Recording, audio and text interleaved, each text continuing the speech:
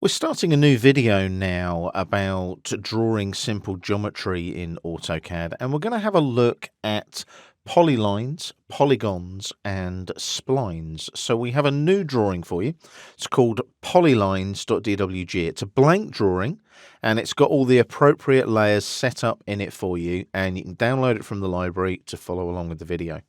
Once you've opened up the drawing, just make sure you go to your Layers panel in the Home tab on the ribbon. Click on the drop down here and make sure that you select Polylines as your current drafting layer, because we're going to draw polylines first.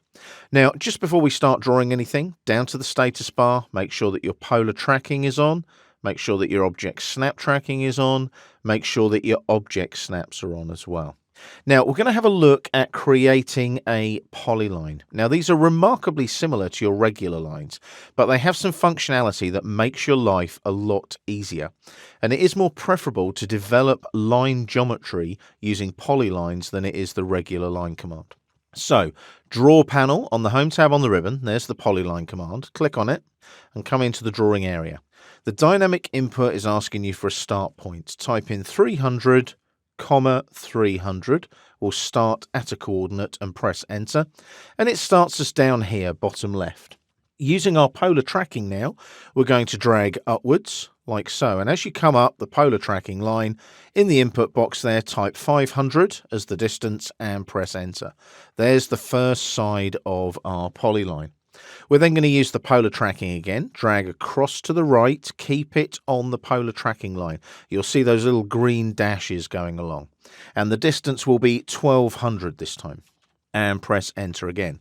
So you'll see there's the second segment of our polyline. Now here's where the benefits of the polyline kick in. I can now right click and select arc on the shortcut menu. I can now add an arc. I'm going to drag vertically down the polar tracking line and type in 500 again.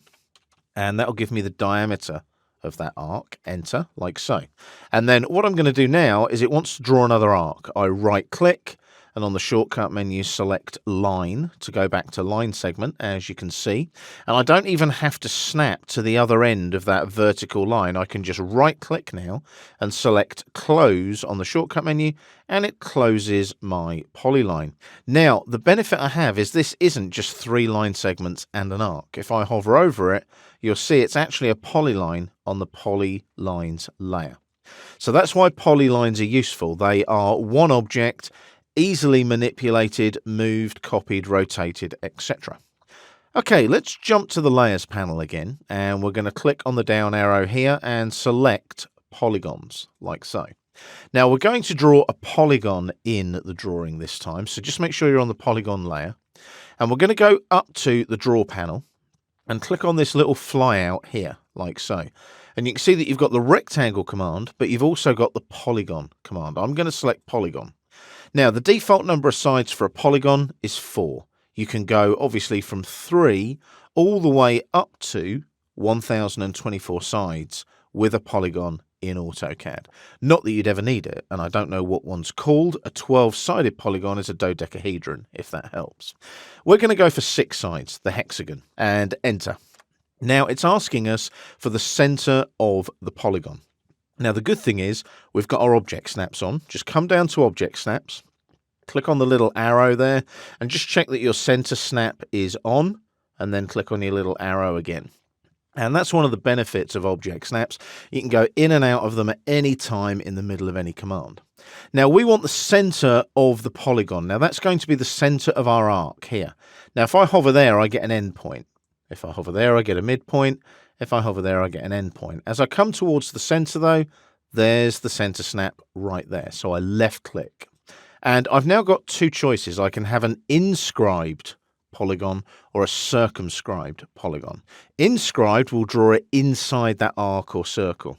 Circumscribed will draw it about the arc or circle around the outside edge and make the sides tangential to that arc. I'm going to go for inscribed, and the reason I'm doing that is that then gives me, can you see, a vertex on the polygon, and I can take that out here and go to that midpoint snap there on the arc and left click. There's my inscribed polygon, a hexagon in this case, on the polygons layer. Quick and easy and simple. And you can see how this geometry, when you're using these commands in AutoCAD, makes your life so much easier.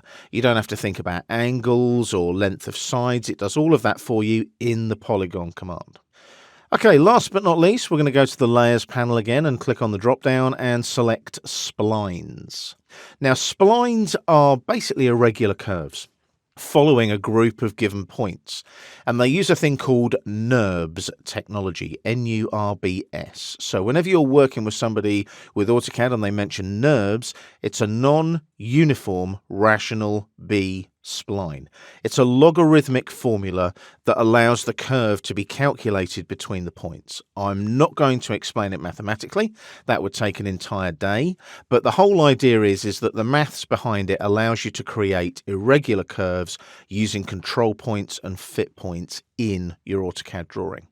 Now, the spline commands again are on the draw panel, but they're on the flyout. So click on the little flyout arrow there and just pin it open. And you'll see here that you've got two. You've got a spline fit and a spline CV, which stands for control vertices.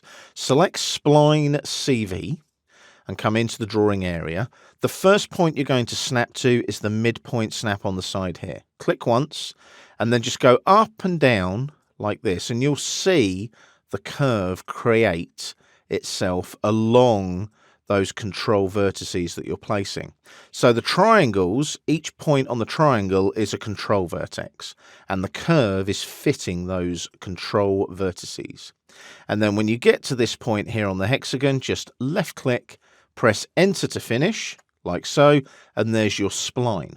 Now the benefit with splines is you can click on them, and there's all my control vertices, and I can click, and I can drag, and I can change the curve by moving the control vertex around the drawing, like so. What I can also do there is I can change this to a different type of spline. If I click on this triangle here, I can change it to a fit setting. If I do that, it gives me the grips on the actual spline itself. I can click on one of those and drag the curve up and down that way. I can click on the triangle again and convert it back to control vertices again if I want to. I then just hit escape to deselect.